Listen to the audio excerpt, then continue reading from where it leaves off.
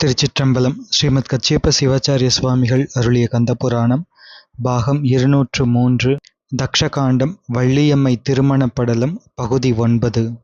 வேடர் வடிவம் கொண்டு நிற்கின்ற முருகப்பெருமான் வள்ளியம்மையிடம் எப்பொழுதும் உன்னை பிரியமாட்டேன் பிரியமாட்டேன் என்று சொல்கின்றார். அதன் தாத்பரியத்தை சிந்தித்தோம். வேடர் வடிவில் இருந்த முருகப்பெருமான் வள்ளியம்மையிடம் மேலும் கூறுகின்றார். மாவின் வடு வகிரை ஒத்த கரிய கண்ணை உடைய பெண்ணே, உன்னை பாவனை செய்பவனாகிய யான், நான் நீயாய் இருத்தலை ஒழிந்து பிரிந்து செல்லுவதற்கு வன்மையன் ஆவனோ? உடம்பு உயிரை பிரிந்து அறிவையும் எடுத்துக்கொண்டு விலகி போகுமோ? இந்த உண்மையை உனக்கு வெளிப்படச் சொல்லவும் வேண்டுமோ என்று கூறி அருளுகின்றார். முருகப்பெருமான் வள்ளியம்மையை நோக்கி, நான் நீயாக இருப்பேனே அன்றி உன்னை நான் ஒருபோதும் பிரியமாட்டேன் என்று இறங்குவது ஆன்மாவின் மீதுள்ள திருவருளினால் இச்சையை விருத்தி செய்வதற்காக. பணியா என வள்ளி பதம் பணியும் தனியா அதிமோக தயாபரனே என்பது கந்தர் அனுபூதி. நான் நீயாக இருத்தலை விட்டுவிட்டு பிரிந்து செல்ல மாட்டேன் என்று முருகப்பெருமான் கூறுகின்றார். முதல்வன் ஆன்மாவின் பெத்த தசையில், அதாவது கட்டு நிலையில், ஆன்மாவின் அறிவு செயல்களை முன்னிட்டு கொண்டு தான் பின்னிலையிலிருந்து வெளிப்படாமல் இருந்து தோன்றா துணையாக இருந்து உபகாரம் செய்வான். எனவே கட்டுநிலை என்ற குற்றங்களோடு மலங்களோடு கூடியிருக்கின்ற நிலையில் முதல்வன் ஆன்மமயமாயிருப்பான். அதே சமயம் முக்தி தசையில் ஆன்மா முதல்வன் மயமாக இருக்கும். மெய் ஆவியை அகன்று அறிவு கொண்டு எளியி போவது கொல் என்று பாடல் அமைகின்றது. மெய்யாகிய இறைவன் உயிரின் அறிவை பிரித்து கொண்டு சென்று விடுவானோ? நிச்சயமாக அப்படி நடக்கவே நடக்காது என்று இதன் தாத்பரியம் அமைகின்றது. எப்படி உடம்பும் அதை செலுத்தும் உயிரும் ஒற்றுமைப்பட்டு உயிர் அந்த உடம்பாகவே கலப்பினால் ஒன்றாகி வாழ்வது போல, உடம்போடு கூடி நிற்கும் உயிருடன் அந்த உயிரின் உணர்வுக்கு ஆதாரமான இறைவன் கலப்பினால் அந்த உயிரோடு ஒன்றாகி அந்த உயிராகவே இருப்பான். ஜடமான உடம்பும் அறிவு பொருளான உயிரும் தன்மையால் வேறுபட்டவைகள் இருந்தாலும் ஆன்மா அந்த உடம்பின் துணையால் அறிவும் அனுபவமும் விளங்கப் பெறும்.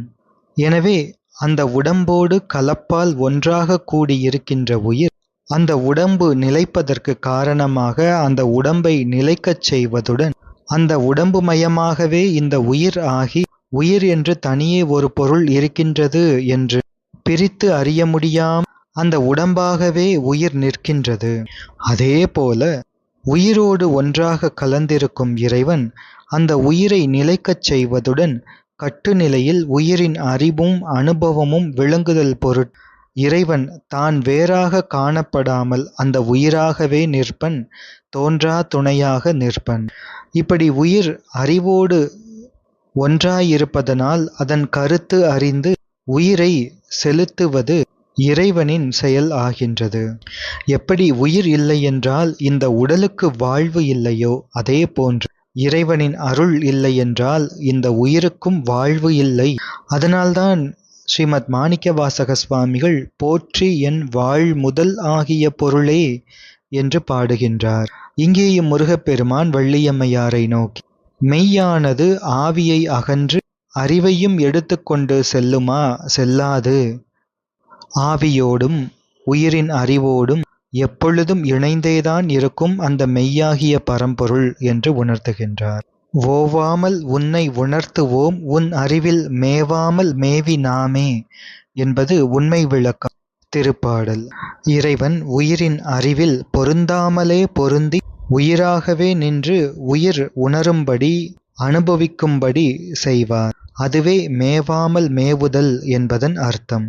ஒரு பொருள் தன் தன்மையை சிறிதும் இழக்காமல் மற்றொரு பொருளோடு பொருந்தி ஒன்றுபட்டு அப்பொருளாயே நிற்பதுதான் மேவாமல் மேவுதல் ஆகும்.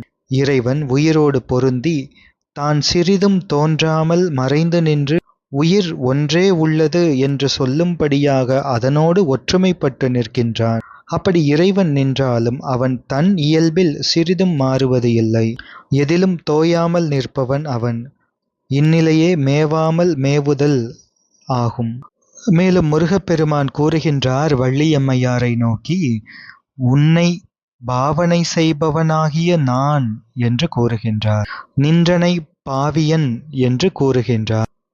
பாவிக்கப்படுபவர் முருகப்பெருமான், அவர் பாவனை செய்பவர் ஆயினார். இங்கே நான் நீயாய் நின்று உனக்கு உபகாரம் செய்யவில்லை என்றார் உன் நிலை என்னவாகும் என்று மெய் ஆவியின் அறிவை பறித்துக்கொண்டு விலகிப் போனால் ஆவியின் நிலை என்ன ஆகும் என்று யாரை பார்த்து கூறுகின்றார் என்றார் வேடர் கூட்டத்தில் நடுவே வளர்ந்து வருகின்ற வள்ளியம்மையாரை நோக்கி கூறுகின்றார்.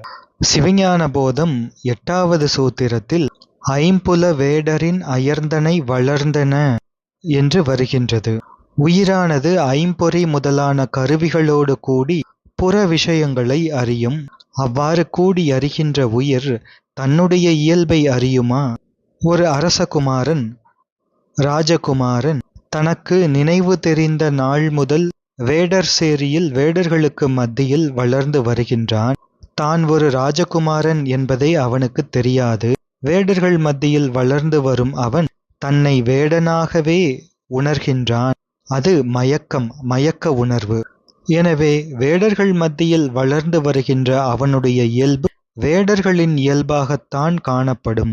அரசனின் இரத்தம் அவனிடம் இருந்தாலும் ராஜகுமாரனாக அவன் இருந்தாலும் அந்த அரச இயல்பு அவனிடம் காணப்படாது. உயிர் இந்த கருவிகளின் கூட்டுறவில் தனுகரண புவன போகங்களோடு சேர்ந்து இருக்கும் பொழுதும் அப்படித்தான். இந்த காலத்தில் உயிர் தன்னுடைய இயல்பை அறியாது. கருவிகளின் இயல்பையே உடம்பு அந்தக்கரணம் முதலான கருவிகளின் இயல்பையே தன்னுடைய இயல்பு என்று மயங்கி நிற்கும். தனக்கு வியாபக அறிவு உண்டு என்று அறியாது இந்த உயிர். இவ்வாறு உடல் உள்ளிட்டவைகளோடு கூடியிருக்கும் உயிர் தன் வியாபக அறிவு இருக்கின்றது என்பதனை அறியாம். உடலில் இருக்கின்ற கண் காணும் தூரத்தில் இருக்கின்ற விஷயத்தை மட்டுமே உயிர் கண்டு அறியும். இவ்வாறு கட்டுப்பட்டு இருக்கும். இப்படி மற்ற கருவிகள் அறியும் அளவில்தான் உயிர் அறிவும் இருக்கும். அந்த அளவுக்குத்தான் ஆன்ம அறிவு விளங்கி இருக்கும். இந்த கருவிகள் அறியும் அளவிற்கு அதிகமாக தனக்கு அறியும் வியாபக சக்தி உண்டு என்பதனை உயிர் அறியாமல் மயங்கி நிற்கும். இதைத்தான் ஐம்புல வேடரின் அயர்ந்தனை வளர்ந்து என்று அந்த சூத்திரம் கூறுகின்றது. அந்த ராஜகுமாரன் தான் ராஜகுமாரன் என்பதை உணராதது மட்டுமல்ல, தன்னுடைய தந்தை ஒரு அரசர் என்பதையும் உணராமல் இருப்பதைப் போல இந்த உயிர் தன் இயல்பை அறியாதது மட்டுமல்ல, தன் தலைவனான இறைவனின் இயல்பையும் அறியாது. இவ்வாறு வேடர் சேரியில் வளர்ந்து வருகின்ற அரசகுமாரனுக்கு நீ ராஜகுமாரன், அரச வாழ்வு உன்னுடையது, ராஜபோகம் அனைத்தும் உன்னுடைய உரிமை என்று ஒரு சமயத்தில் ராஜகுமாரனின் பிதாவாகிய அரசன் வந்து உணர்த்துவது போல உயிருக்கும் இறைவர் உணர்த்துவார். நீ கருவிகள் போல் ஜடமல்லை, நீ சித்து, என்னிடம் இருக்கின்ற பேரின்பம் என்ற முக்தி இன்பம் முழுவதும் உனக்கு உரியது என்று முதல்வனாகிய சிவம் உணர்த்தும் இந்த ஆன்மாவுக்கு. அதுவே இங்கே முருகப்பெருமான் வேடர் வடிவம் கொண்டு வந்து வள்ளியம்மைக்கு சொல்கின்ற இந்த வார்த்தைகளின் தன்மையும் ஆகும். என்றால் உயிர் பக்குவமடைந்த காலத்தில் இறைவனாரே ஞானாசிரியராக எழுந்தருளி உணர்த்துவார், உபதேசம் செய்வார். அப்படியென்றால் அந்த பக்குவம் என்ன? பெருமானே குரு வடிவாக எழுந்தருளி உபதேசம் செய்ய வேண்டும் என்றால் அதற்குரிய பக்குவம் என்ன என்றால் தவ முதிர்ச்சி என்பதுதான் பக்குவம். தவம் என்பது இங்கே சிவபுண்ணியத்தை சிவபூஜையை குறிக்கும். உயிரானது தான் முன் ஜென்மங்களில் செய்யப்பட்ட புண்ணிய விசேஷத்தின் பலனாக இதுவரையும் உயிருக்கு அந்தர்யாமியாய் உள் நின்று சரியை கிரியை யோகம் என்ற மார்க்கங்களை உணர்த்தி வந்த பரம்பொருளே இப்பொழுது ஞான மார்க்கத்தை அனுகிரகிப்பதற்காக குரு வடிவம் கொண்டு எழுந்தருளி வந்து சிவதீட்சை செய்து உயிரை பார்த்து, அதாவது வேடர் சேரியில் வளர்ந்து வருகின்ற வேடனாகவே வளர்ந்து வருகின்ற உண்மை ராஜகுமாரனை பார்த்து அரசன் நீ வேடுவன் அல்ல ராஜகுமாரன் என்று சொல்வது போல உயிரைப் பார்த்து குருவாக எழுந்தருளும் பரம்பொருள் தீட்சை செய்து அரசகுமாரனாகிய நீ ஐம்பொறிகள் என்ற வேடருக்கு உட்பட்டு வளர்ந்து உன்னுடைய பெருமைகளை அறியாது மயங்கி துன்பப்பட்டாய். உன்னுடைய பெருந்தன்மை இத்தகையது என்பதை குருவடிவாக எழுந்தருளிய பெருமானார் உபதேசம் செய்து அறிவிப்பார். அப்படி அறிவித்த உடனேயே எப்படி நீ ராஜகுமாரன் என்று அரசன் வந்து சொன்னதும், நானே உன்னுடைய பிதா என்று அந்த நாட்டு அரசன் வந்து சொன்னதும், உடனேயே அப்படி சொன்ன மாத்திரத்தில் தன்னை வேடுவன் என்று நம்பியிருந்த ராஜகுமாரன் தான் ராஜகுமாரன் என்பதை உணர்ந்து அரசனோடு நாட்டிற்கு தலைநகரத்திற்குச் சென்று அரண்மனைக்குச் சென்று அரசனோடு ஒன்றாக இருந்து அரசபோகத்தை அனுபவிப்பது போல குருவடிவம் தாங்கி எழுந்தருளிய பெருமானார் பக்குவம் அடைந்த ஆன்மாவுக்கு இதுவரை நீ ஐம்பொறிகளாகிய வேடர்களுக்கு உட்பட்டு வளர்ந்து நின் பெருமைகளை அறியாமல் மயங்கி துன்பப்பட்டாய். உன்னுடைய பெருந்தன்மை இது என்று அறிவித்த உடனேயே அப்பொழுதே அந்த பக்குவ ஆன்மா முதல்வனாகிய இறைவனாரோடு அந்நியமின்றி அனன்யமாய் பிரிக்க முடியாத தன்மையில் அத்வைதமாய் நிலை பெற்று அம்முதல்வன் திருவடிகளை அணையும் என்பது சிவஞான போதம் 8வது சூத்திரத்தின் பொருள். எனவே இறைவனாரின் திருவடியை அடைதல் என்பதன் பொருள் முக்தியை அடைதல் என்பதன் பொருள் இதுவே ஆகும்.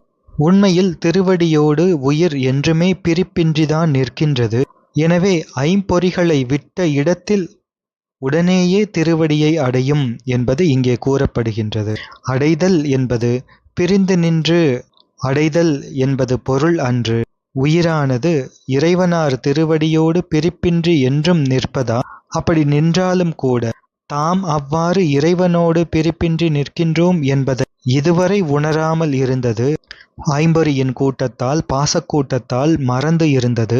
பின்னர் ஆச்சாரியன் உபதேசத்தால் ஐம்பொறியின் கூட்டமாகிய பாசம் நீங்கின உடனே தாம் என்றுமே திருவடியோடு பிரிப்பின்றிதான் நிற்கின்றோம் என்ற உண்மையை அறியும். அவ்வாறு அறிவதே திருவடியை அடைதல் என்பதன் பொருள். இதன்படி இறைவனாரே குருவடிவம் தாங்கி மானுடச் சட்டை தாங்கி எழுந்தருளுவதன் தாற்பயமாக முருகப்பெருமான் வேடுவர் வடிவம் தாங்கி எழுந்தருளி வள்ளியம்மையிடம் இவ்வாறு வார்த்தைகளை அருளுகின்றார் என்று பார்க்கின்றோம். இறைவனாரே குருவடிவம் கொண்டு எழுந்தருளி வருவதை புவனியில் சேவடி தீண்டினன் காண்க சிவன் என யானும் தேறினன் காண்க என்று ஸ்ரீமத் மாணிக்கவாசக சுவாமிகள் திருவாசகத்திலே அருளுகின்றார். என்றும் இரவாத இன்பத்து எமை இருத்த வேண்டி பிறவா முதல்வன் பிறந்து நரவாரும் தார்வுலாவும் புயத்து சம்பந்த நாதன் என்று பேரிலா நாதன் ஒரு பேர் புனைந்து பாரோர்தம் உண்டி உறக்கம் பயம் இன்பம் ஒத்து ஒழுகிக் கொண்டு மகிழ்ந்த குணம் போற்றி என்று போற்றிப் பகுரடை கூறுகின்றது. உயிர்கள் பக்குவமடையாத காலத்தில் கட்டுநிலையில் தோன்றா துணையாக அவற்றின் உள்நின்று புறப்பொருளாகிய உலகை உணர்த்தி வினைப்பயன் என்ற மருந்தை உதவி கேவல சகல அவஸ்தைகள் மூலம் உயிரின் அறிவை வளர்த்து வந்த பரம்பொருளே உயிர் பக்குவமுற்ற நிலையில் இந்த உலகச் சிற்றின்பங்கள் மீது உவர்ப்பு வந்த நிலையில் ஆறாமை கண்டு இங்கு அருட்குருவாய் நீயொரு கால் வாராயோ வந்து வருத்தமெல்லாம் தீராயோ என்று தாயுமான சுவாமிகள் அருளியதற்கு ஏற்ப இதுவரை தோன்றா துணையாக இருந்த இறைவனார் ஆன்ம பக்குவம் வந்தவுடன் தோன்றும் துணையாக குரு வடிவில் வந்து அகப்பொருளை உணர்த்துவார். சுத்தாவஸ்தையில் நிறுத்தவல்ல ஞான தலைவர் ஆவார் அவர். எனவே ஞானாச்சாரியன் என்பவர் பரம்பொருளே. அவர் சகல நிலை ஆன்ம வர்க்கத்திற்கு காணும்படி குருவடிவாகி வரவில்லை என்ற அவரை காண்பது அரிது அரிது. தேசிகனை ஆவேசம் செய்த சிவன் சகலர் பாசமறுப்பான் என்று பார் என்று பதிபசு பாசப்பணுவல் கூறுகின்றது. பாசம் ஐந்தையும் தனி தனி அறிந்திட நீக்கி நேசமாகிய அறிவுரு நீ எனக் காட்டி பேசும் ஏழ்வகை பிறப்பு உனக்கு இல்லை என பேசி மாசு நீக்கிய சூக்கும பிரகாசன் என்று பதிபசு பாச விளக்கம் கூறுகின்றது. உள்ளிருந்தும் ஒளித்தான் பரன் அக்கள்ளந்தனை தவிர்த்து காட்டினான் குறவன் என்பது ஆன்றோர் வாக்கு. எனவே பார்வையென மாக்களை முன் பற்றிப் பிடித்தற்காம் போர்வையென காணார் புவி என்று திருவருட்பயன் கூறியதற்கு ஏற்ப, பறவை விலங்குகளை பிடிப்பதற்கு வேடர்களால் நன்கு பழக்கப்பட்ட அதே இனத்தைச் சேர்ந்த ஒன்றைப் போல, பக்குவப்பட்ட ஆன்மாக்களை ஆட்கொண்டு தன்வசப்படுத்துவதற்கு இறைவனார் மானுடத் திருமேனியாகிய சட்டை போர்த்தி வருவார், குருநாதராக எழுந்தருளி வருவார். அப்படி எழுந்தருளுகின்ற குருநாதர் பொய் காட்டுவார், பொய்யை அகற்றுவார். இங்கே முருகப்பெருமானும் வள்ளியம்மையாரிடம் இந்த வேடுவர்கள் மத்தியில் திணைப்புணத்தில் வளர்ந்து வருகின்றாயே என்று பொய்யை காட்டினார். இனி அந்த பொய்யை அகற்றி ஆட்கொள்ளவும் இருக்கின்றார். பக்குவம் வாய்ந்த உத்தமனாகிய மாணாக்கனுக்கு ஞானாச்சாரியார் உணர்த்துவார், நீ உனது உடம்பு, ஐம்பொறிகள் முதலிய கருவிக்கூட்டத்தில் அகப்பட்டு அவற்றோடு வேற்றுமையின்றி அவையே நான் என்று மயங்கி நிற்கின்றாய். அவற்றிற்கு தோற்றமுண்டு, வளர்ச்சியுண்டு, அழிவுண்டு, பசி, தாகம், நோய் முதலியனையெல்லாம் அவற்றிற்கு உண்டு. உயிராகிய உனக்கு இவையெல்லாம் உண்மையில் இல்லை. நீ இந்தக் கருவிகளோடு ஒற்றுமைப்பட்டு நின்றதனால் அவற்றிற்கு உரிய அந்த தன்மைகளை உன்னுடையன என்று கருதி நிற்கின்றாய். நான் பிறந்தேன், நான் வளர்ந்தேன், நான் மெலிந்தேன், நான் பசித்தேன், நான் நோயுற்றேன் என்றெல்லாம் நீ கருதுவது, நினைப்பது அறியாமையாகும். நீ சித்துப்பொருள். உனக்கு தோற்றம் ஏது, அழிவேது? ஜடமாகிய உடம்பு முதலியவற்றிற்கே இந்த மாற்றங்கள் உண்டு. உனக்கு எந்த ஒரு மாற்றமும் இல்லை.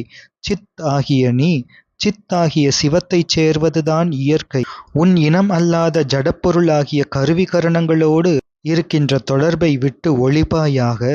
சிவத்தைச் சார்ந்து சிவத்தின் தன்மைகளை உன்னுடையனவாகப் பெற்று வரம்பில்லா முக்தி இன்பத்தில் என்றும் ஒரே நிலையாயிருப்பாயாக என்று உபதேசிப்பார். அதே போன்றுதான் இங்கே முருகப்பெருமான் வள்ளியம்மைக்கும் உபதேசிக்கின்றார். அவ்வேடர்களின் தொடர்பை விட்டுவிட்டு என்னைச் சேர்ந்துவிடு என்று உபதேசிக்கின்றார். உண்மையில் இந்த உபதேசத்தை கேட்ட மாணவர் மிகுந்த சக்தி நிபாதம் உடையவராக இருந்தால் அப்பொழுதே தன்னை கருவிகளின் கரணங்களின் வேறாகக் கண்டு ஆத்ம தரிசனமும் ஆத்ம சுத்தியும் விரைவாக நிகழப்பெற்று வேறு எவற்றிலும் பற்று இல்லாதவராக சிவபெருமான் திருவடி ஒன்றையே பற்றி கொண்டு ஆன்மலாபமாகிய பேரின்பத்தை பெறுவார். ஸ்ரவணம் என்ற இந்த நிலை, அது குருநாதர் உபதேசமாக இவ்வாறு அருளுகின்ற நிலை. உண்மையில் அதிதீவிர பக்குவம் உடைய சீடனுக்கு இந்த ஸ்ரவணத்தின் போதே மனனம், நிதித்தியாசனம் என்ற சிந்தித்தலும் தெளிதலும் நிகழ்ந்து உடனடியாக நிஷ்டை கூடிவிடுவார், முக்தி அடைவார் என்று சாஸ்திரங்கள் கூறுகின்றன. எனவேதான் முருகப்பெருமான் இவ்வாறு வந்து வள்ளியம்மைக்கு கூறுகின்றார், நான் நீயாகவே நின்று உனக்கு உபகாரம் செய்கின்றேன். அதை நீங்கினால் உன் நிலைமை என்ன ஆகும்?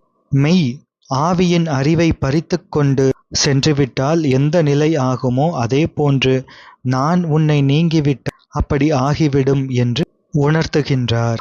வள்ளியம்மை திருமண படலத்தில் 85வது திருப்பாடல் இது. தொடர்ந்து வள்ளியம்மை திருமண படலத்தை சிந்திப்போம். திருச்சிற்றம்பலம்.